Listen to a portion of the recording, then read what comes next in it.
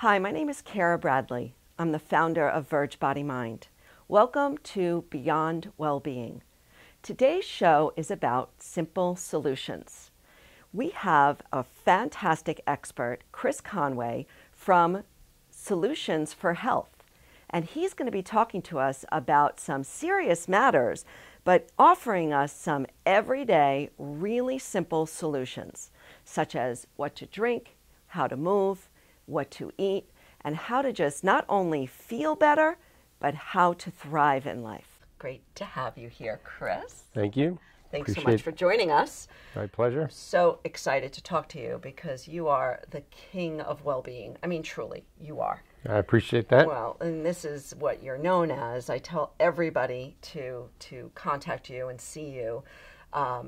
You're just a wealth of information, and I'm truly always amazed with how much you know about everything. You know, just even a minute ago, I'm asking you about my froggy throat, and within a heartbeat, you've got the answer. So how did this all happen for you? How did you come to start collecting the information that you have about just overall wellness, well-being? I think all of us have a personal story that gets us deep into our passion, and I certainly have mine. I've had a son born with a chronic congenital heart condition, so it made me dig really deep into the world of health to understand every little aspect of physiology that drives the way the body works. And whether it's nutrition, exercise, mind, body, which you obviously know a lot about, that really pushed me into that. But I also found through my customers, they come in with a specific problem, I need to help them. So I have to do research to really understand their world and able to help them. Well, you're a master at it. And recently I was with a functional medicine medical doctor who told me, and your name came up because your name often comes up, and she told me that, she said, Chris knows more than I know.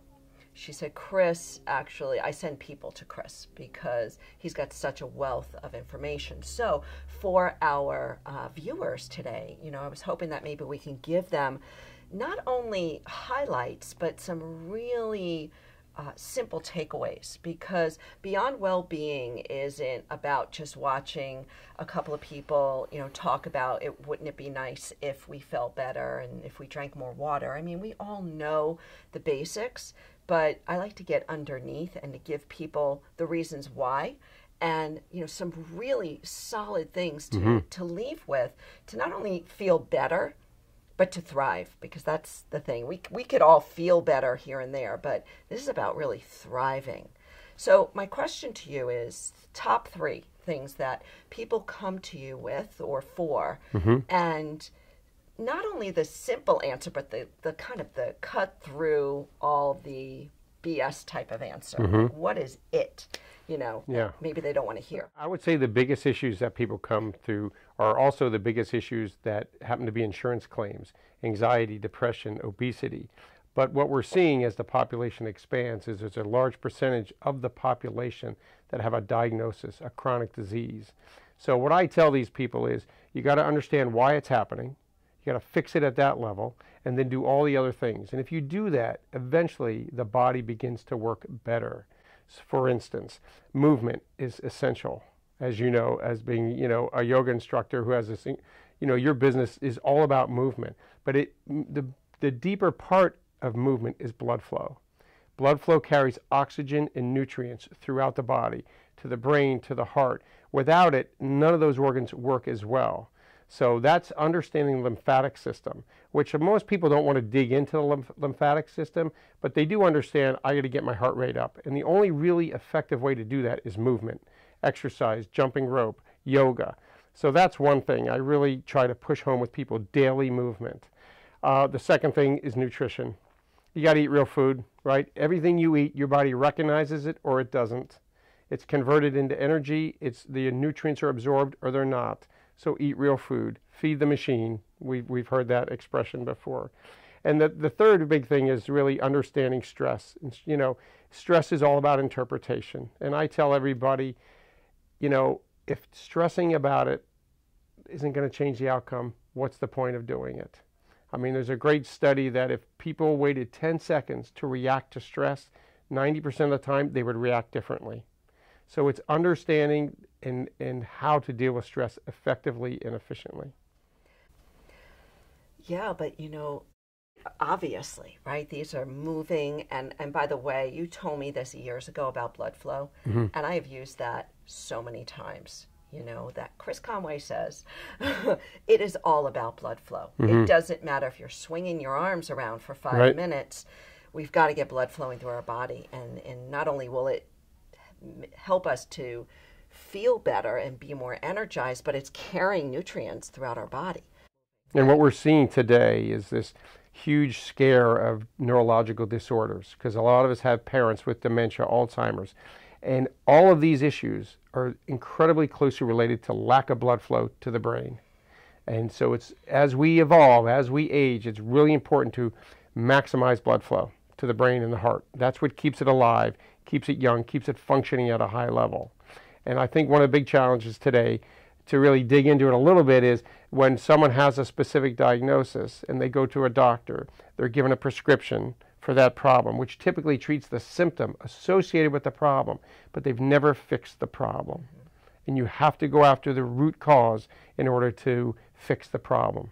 It takes getting really honest. Yes. Just being really honest with ourselves about what is the root of all this, of this issue. Yes. Because it's usually right in front of our nose, is what I found. Often, especially early on. So this is epigenetics. You've heard the phrase, oh, it runs in the family. 80+% of all chronic diseases have nothing to do with genetics. It's epigenetics. It's environment, it's diet, it's lifestyle. We control that. We can control the environment to some level, but diet, exercise, that we control as individuals. Yeah, you're so good. This is why, I wanted to, we decided to call this show Beyond Wellbeing, because it's not just the basic stuff that you're hearing. I mean, this is about, all right, enough. It's time to really look at what's going on, because 10 years from now, I'm going to be dealing with the same problem or worse if I'm not really getting honest with myself. And I mean, you see it all the time. So with stress, what do you tell people with stress? I mean, obviously there's the obvious things that we can do, but underneath that all, what do you tell folks about stress? So understand stress is a chemical reaction in the body. And then when certain hormone levels, certain neurotransmitters get imbalanced, you don't feel great. So again, read a study not too long ago on the number one way to get rid of stress is exercise. Because exercise regulates hormones, regulates neurotransmitters. So I tell people with stress, is the most important thing is to give yourself a moment to interpret it and realize that how I react is going to play very importantly into how this evolves. So it's the key to stress is how we relate to it. Yes. How we react to it. Right, and that's where meditation, which is yoga, exercise, walk your dog, all these things, watch a funny movie, all these things separate you from the triggers that you were having in the first place that cause your stress. That's great. I just have to tell you, lately I've been, during my lunch, because I work a lot from home, and so I'll make myself a proper lunch, good healthy food, and I've been putting on comedy. So I just watch 20 minutes of comedy, and I love it. I mean, I'm chuckling out loud in the middle of my workday, and it's fantastic, and there's so much great stuff out there on YouTube. So it's like, free. It's free and it works. Yeah. I mean, again, the data's there. Laughing regularly is actually good for blood flow. It's good for hormone regulation, and the data's there. So we need to laugh more as a society. Yeah, enjoy it more. Less stress, more humor. It works every time. So with that talking about free stuff, I'm going to ask you, what is one of the best investments you've made for your health and well-being that is $50, that was $50 or less? That's easy. I rescued a dog. So dogs are the best. They need to be walked. They love to run. They love to do things. So anything that puts you in nature is going to be positive. So to have an animal that you can walk and do stuff with is a very inexpensive. It's a great cause to adopt a dog. I think it's just a no-brainer. And I think, a lot of the most important healthy things in life actually don't cost anything. That's right. Yeah, I call them mini wins. We can do them all day long, these mini wins. Right. And that's what I love about the simplicity of what you're talking about. But yet if somebody needs some real advice. You know, they're coming to you because, and I know I've emailed you before with issues with family members and my children. You know, what should I do for this? So somebody will just email you. I mean, it can be nationwide, right? Sure. Yep. And they just ask you about, you know, a gallbladder or this or that, and you're able to write up a protocol, not as a doctor would, but... So I'm very fortunate that I work with a bunch of incredible doctors. Dr. Jerry Lamole is a retired cardiothoracic surgeon who's written some incredible books about health, the lymphatic system, and well-being. So I am very lucky to have access to these doctors that give me data, and we create protocols. We call them self-care protocols, things you can do on your own time to improve your health. And, you know, we create them by condition. So we have one for, you know, heart disease and for diabetes, for breast cancer. You know, we have them for many different conditions. So it's easy for me to email these protocols out. And we're very supportive. If you have a question, email us, call us, we'll answer your question. Yeah, no, you're so good. You're such a resource. It's amazing. Right there next to Trader Joe's. Yes, in the Gateway Shopping Center. It's fantastic. Yeah. So I'm going to get personal with you. Yeah. Because I'm always interested in this. What are some of your, well, let me ask you, what does your morning routine look like? Typical morning routine, I'll get up and I'll take my dog for a run. And I'll do a workout. What time do you get up? 6 a.m. Okay, not bad. Yeah, best time of the day. Best time of the day. It's peaceful, it's quiet. I love nature, so we do a lot of trail running. Yeah. You know, I mean, there's so much to be had just by running through the woods mentally. It's like physical meditation. You just run through the woods. My dog loves it, so that helps. But yeah, I think to start your day with something physical, you know, to do something, anything, to accomplish anything when you wake up is very powerful from a mental perspective, not to mention a physical perspective. Yeah. And it can be 5 minutes outside. It could be in your garden. Absolutely. Just weeding. Yes.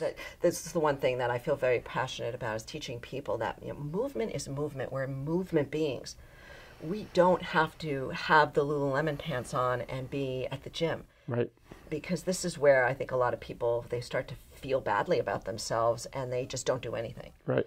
So moving, any type of movement, walking around your block or around your home, outside, whatever, right? It's just works incredibly well. Yeah. Jump rope, wake up, stretch for 5 minutes, do 150 jump rope. Yeah. That in itself gets your blood flowing to such a great level.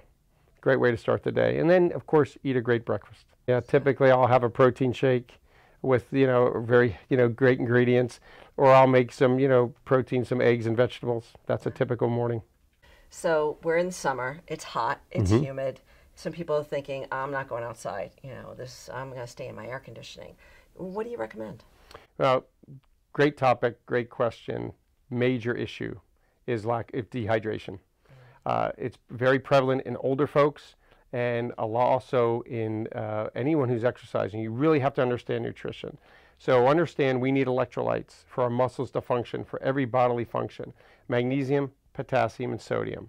So make sure if you're going to drink drinks, sports drinks, whatever, that they have real levels of those. When you see an electrolyte water, if it tastes like water, you know there's no electrolytes in it, because electrolytes are very salty. So you want to make sure you lose or replenish what you lose when you sweat. And that's very important. So the most important thing is people need to know their limitations. Always start gradually and build to a workout program, especially if you're running in hot weather. Make sure you are properly hydrated. I tell everyone to pre-hydrate, gives you more endurance, and post-hydrate, gives you better recovery. And isn't it that if you feel thirsty, you're already dehydrated? You're already. And, you know, a deficiency in magnesium and magnesium and potassium will cause muscle cramps, can cause arrhythmias, all sorts of things. So you really want to be aware and make sure you're properly hydrated. I take magnesium every night and it helps me sleep better. Yeah, it has a great calming effect, great for muscles, great for mood. You know, 80+% of the population is deficient in magnesium. Yeah. So you need to get it in. It's very important, especially the older population. Tremendous dehydration in older folks. And this is what I love about you and your knowledge, is that you have the answers. They're right here between your head, no notes. A lot of repetition. A lot of repetition. You see it. You see it all the time, every day in your store, online, and in your book, and all the other things that you're doing. You just see the same thing happening over and over, just escalating probably for many people. I think society, as you know, is more, faster, faster, faster. Eventually you hit a wall if you don't take care of your body. So, and if you're overweight, if you're really stressed out, your risk of disease goes right up.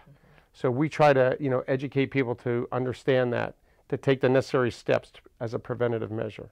It's a lot easier to prevent a disease than to deal with it once you have it. Yeah, that's a good one. So 2 last questions for you. One, quick is, what is your non-negotiable practice? Like, what is just non-negotiable in your daily routine? Is food. I love to eat, Yeah. but if try to make effort to eat the best, healthiest food I can find every single day, because I know it's good for me. But just to touch on food for a second, Yeah, please. Processed foods, sodas, all the processed foods people eat, the more of those you eat, the more you crave them. And if you didn't eat them and then you had them, you'd be like, this is awful. I always tell people, have a soda. Don't drink soda for 1 year and then drink a soda. You'll be like, this is the sweetest, most disgusting thing I've ever tasted. Yeah. So your body will crave healthy food if you feed it healthy food. Yeah. Well, I got to attest to that because I've recently given up sugar. Yeah. And not that I ate a lot of sugar, but you pass by the candy bowl at the, store and you grab a Hershey Kiss and you grab a Mint and you grab a this, and before you know it, you've eaten a lot of sugar. And I don't know why. I just said, I'm done. And I've tried before, but this time I just said, I'm done. And, within 5 days, 6 days, I wasn't looking for it anymore. And, I thought to myself, my gosh, I mean, if I could do this, yeah. What else could I do to really go beyond well-being, to really thrive? Right. So it was a great practice, and I haven't always been great at it. So it's not easy, but it is so doable once you start, little Amazing, steps. your body will adjust to most anything you do to it. Obviously, the healthier things you do, the better off you're going to be physically, mentally, emotionally. Yeah.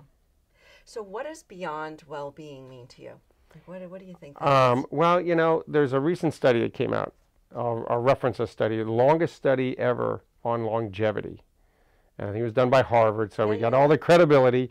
And they said that the number one thing to expand life in a pleasant, happy, healthy way is friendship. So, I think I make the thing that's non-negotiable for me is just treating people right.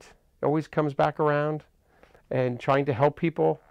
And in my own life, making sure my life with my wife and kids is strong, is positive. We're doing good work in the world.